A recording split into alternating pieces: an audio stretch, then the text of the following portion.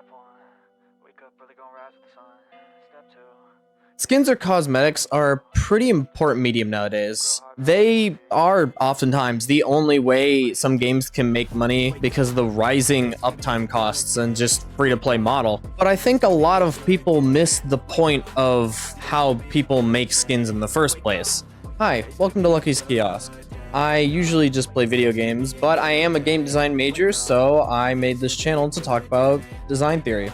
Skins are meant as a way for players to express themselves, and it also gives choice to the user without augmenting the way the character plays fundamentally. It also makes characters appear more interesting. Like, imagine if you ran into a diva, and it was the same Overwatch 2 skin every single time you fought them. That'd be pretty boring, wouldn't it?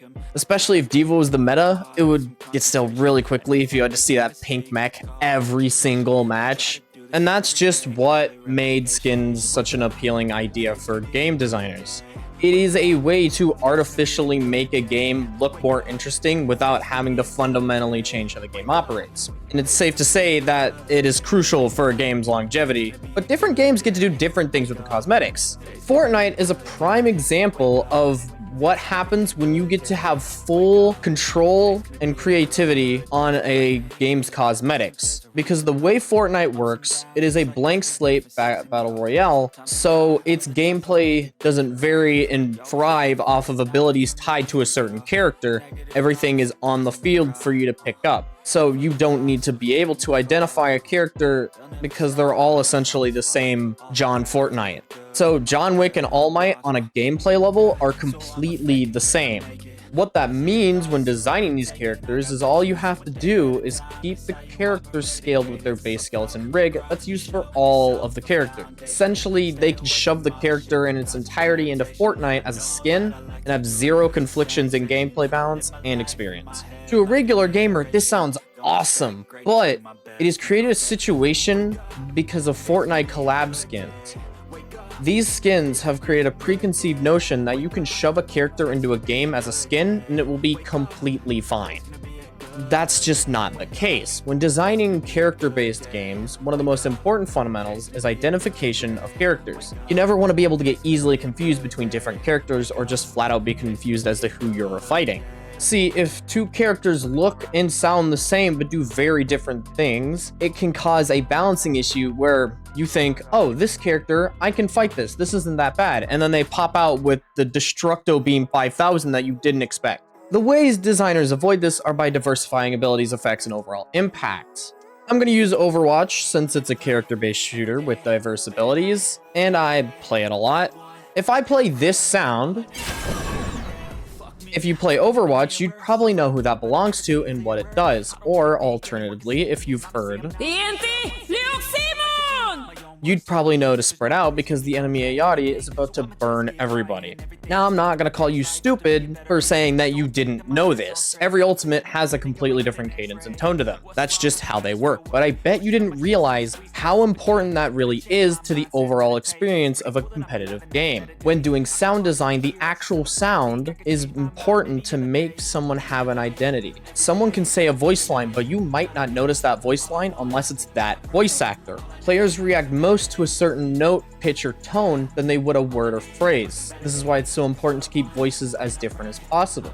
Just look at Echo as a prime example. Echo using Reinhardt's ult versus Reinhardt using his own ult sound completely different, and this is very much intentional. It puts a character and identity to a sound. In Overwatch's case, they also have varying enemy and ally voice lines. This is so players don't get confused if you have two Sigmas and one ults. You would know by the sound of the voice line which Sigma ulted. Het universum zingt voor mij! What is that melody? This is why you aren't going to be getting that Bane Ramatra skin like you maybe want. It would still have to sound like Ramatra in order to stay within the balanced borders of the game. Back in Overwatch 1, there was a newer skin that was Footballer Reinhardt, and until that point, his ultimate voice line went something down. There was a pause, and it always emphasized the start of the word, and then down.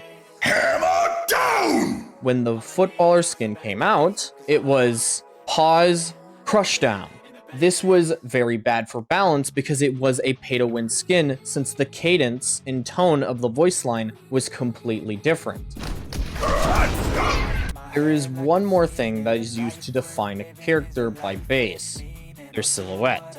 I'm gonna put up these two characters on the screen, and if you're an Overwatch player, you can put a name to a character fairly easily. Blizzard has made an amazing effort to keep this rule intact as much as possible, as you can scroll to any skin on any character, and their silhouette will be largely unchanged. This concept is just as important as sound is, because as much as like the sound of a voice, the shape of a character is the first thing a player will see. And that's why it's crucial to keep silhouette tied to a character just as tightly as their voice. Mercy, Tracer, Sombra, Mei, they all look completely different even at the first glance, and for the most part keep their silhouette true to form, and this is where a lot of the divide is when it comes to collab-based skins. Blizzard's first collab skins were with One Punch Man.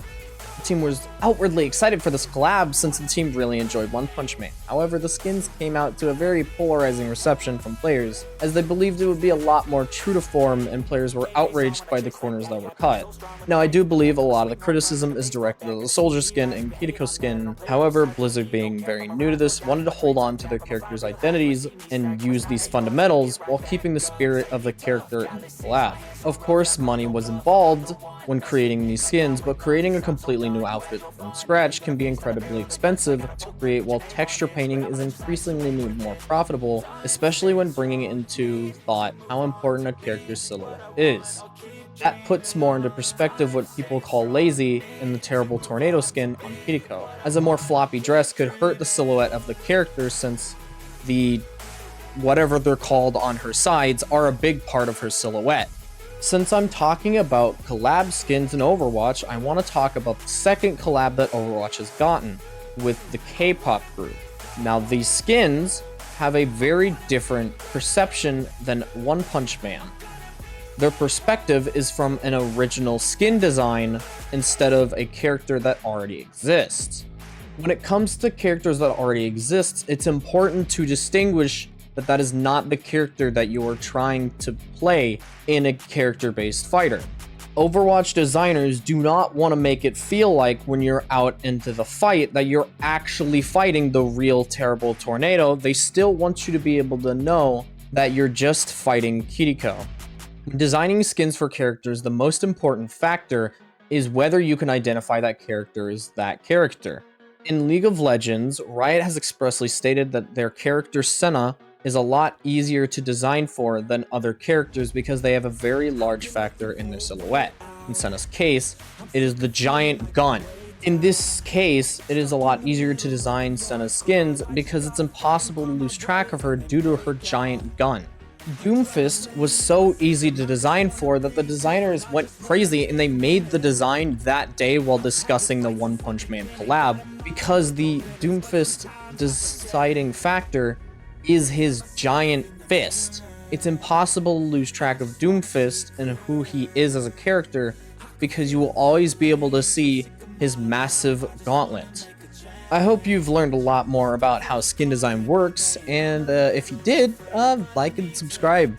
Maybe leave a comment on what part you didn't know, or if you knew all of it already. I hope you enjoyed me basically ranting on about how skins work. And maybe I'll make another video. You know what? That's what you can comment about. Comment on what I should do next.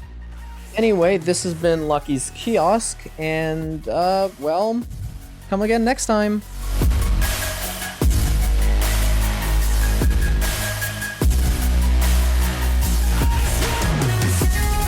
Just gotta count on myself, no help from anyone else. The bullets fly with the shells.